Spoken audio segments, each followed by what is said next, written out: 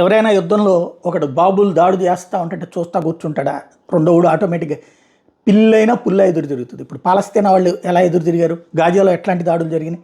Israel వాళ్ళని ఎంతమందిని చంపారు?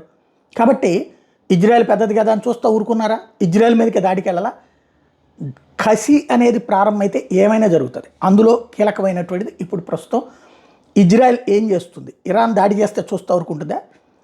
ఇజ్రాయెల్ ఇంతకుముందు 14 దేశాలకి ఒక్కసారిగా సమాధానం చెప్పినటువంటి ఇజ్రాయెల్ ఇప్పుడు సౌదీ అరేబియా వాళ్ళ అంచనా ఏంటంటే, సౌదీ అరేబియాలో పత్రికలు ఆ ప్రభుత్వపు బాటలోనే నడుస్తే ప్రభుత్వం చెప్పిందే ఓకే చేస్తాయి. వాళ్ళ పత్రికలు హైలైట్ చేస్తున్నది ఏంటంటే, ఇరాన్ కనుక ఇజ్రాయెల్ మీద దాడికి దిగితే అది హైపర్సోనిక్ వాడతారా ఏం వాడినా దేశం మొత్తాన్ని దగ్ధం ఎవడూ చేయలేడు. ఎక్కడో ఓ ప్రాంతంలో అటాక్ జరుగుతూ కొంతమంది వందలాది మంది ప్రాణాలు కోల్పోవచ్చు, వేలాది మంది కూడా ప్రాణాలు కోల్పోవచ్చు.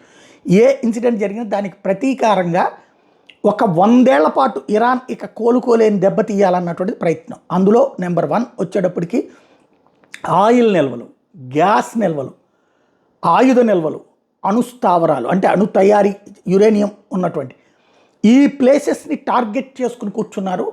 దెబ్బ ప్రారంభమైతే మాత్రం పెను విధ్వంసం జరుగుతుంది. అవన్నీ పేలిపోతే ఏముంటుంది? వీళ్ళ దగ్గరికి ఆదాయ వనరు.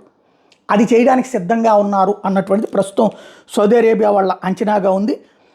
దీనికి సంబంధించి సౌదీ న్యూస్ పేపర్ ఇస్తున్నటువంటి సమాచారం అన్నమాట ఇది. దాన్ని బట్టి చూస్తే సంథింగ్ ఏదో జరగడానికి అవకాశం ఉంది.